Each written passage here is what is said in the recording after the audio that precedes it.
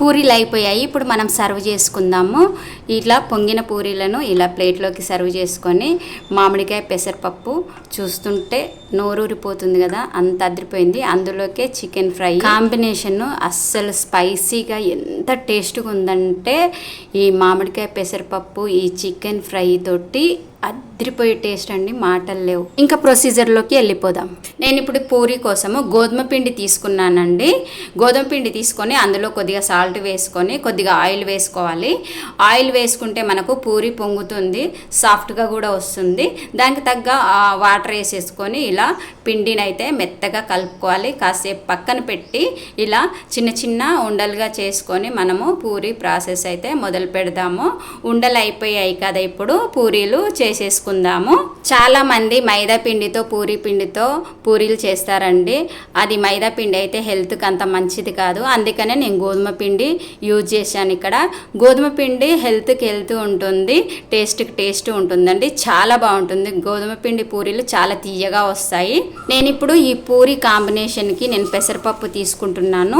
పెసరపప్పు ఇలా కప్పున్నర తీసుకొని అది కడిగి మనము ఇందులో మనకు కొద్దిగా ఆయిల్ వేసుకొని కొద్దిగా ఉప్పు కారము వేసేసుకొని, మనకు ఇంట్లో టమాటాలు లేకపోతే అయితే నేను ఇందులో మామిడికాయ గుజ్జు వాడాను. కానీ టేస్ట్ మాత్రం మామిడికాయ పెసరపప్పు సూపర్ ఉంటుందండి, చాలా టేస్ట్ ఉంటుంది. చాలామంది ఈ పూరి కాంబినేషన్ను శనగపిండి కర్రీ ఇంకా ఆలు కర్రీ చేస్తారు. నేనైతే నాకు ఈ పప్పు కాంబినేషన్ అయితే చాలా నచ్చుతుంది, చాలా బాగుంటుంది, టేస్ట్ కూడా అదిరిపోతుందండి. ఇప్పుడు పప్పు ఉడికిపోయింది. ఇదైతే ఇలా స్మాష్ చేసి పక్కన పోపు వేసుకొని పోపు పెట్టేసుకుందాం, పప్పులో వేసేసుకుందాము. ఇదైతే పప్పు ప్రాసెస్ అయితే అయిపోయింది, పక్కన పెట్టేసి మనము ఇప్పుడు పూరీలు వేయించుకుందాము. పూరీలు ఇలా ఒక్కొక్కటి వేసుకొని ఇలా కొద్దిగా ఒత్తుకుంటూ మనం పూరీలు వేయించుకుంటే మనకు పొంగుతాయండి. మీరైతే మీ ఇంట్లో ఏ కాంబినేషన్ తోటి పూరీ చేస్తారో కామెంట్లో ఖచ్చితంగా చెప్పండి ఫ్రెండ్స్. అలాగే ఈ గోధుమ పిండితో నేను చేసిన పూరీలు ఇందులోకి పెసరపప్పు మామిడికాయ చికెన్ కాంబినేషన్తో ఎలా ఉంటుందో మీరు కామెంట్ చేయండి. మీరు ఇంట్లో ట్రై చేసి నాకు కామెంట్లో ఎలా వచ్చిందో చెప్పండి ఫ్రెండ్స్. ఓకే, మనకు పూరీలు అయితే అయిపోయాయి. పూరీలు ఇలా పొంగాయి కదండి, ఇవి అయితే ఒక్కొక్కటి తీసుకొని నేను ప్లేట్లో సర్వ్ చేసుకుంటున్నాను.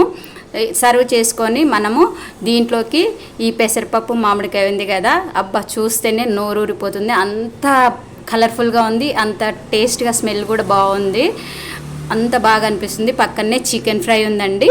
చికెన్ ఫ్రైని పక్కనే పెట్టుకొని ఆ చికెన్ ఫ్రై ఆ పెసరపప్పు మామిడికాయ ఆ పూరి అసలు ఆ కాంబినేషన్ సూపర్ అండి, సూపర్ టేస్ట్.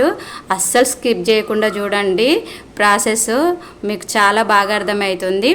ఓకే ఫ్రెండ్స్, ఈ వీడియో అయితే మీకు నచ్చిందని అనుకుంటున్నాను. ఈ వీడియో కనుక నచ్చినట్లయితే లైక్ అండ్ షేర్ చేయడం మర్చిపోకండి ఫ్రెండ్స్. మరిన్ని నా కుకింగ్ వీడియోల కోసం నా టెంపుల్ వీడియోల కోసం నా ఛానల్ని సబ్స్క్రైబ్ చేసుకోండి. ఇప్పుడు మనం టేస్ట్ చూసేద్దాము, పెసరపప్పు ఎలా ఉంటుంది ఈ పూరీలో అని చూసేస్తే అబ్బా చాలా చాలా చాలా బాగుంది. అలాగే చికెన్ ఫ్రై తోటి కూడా అబ్బా ఇంకా మాటలు లేవు, అంత బాగుందండి.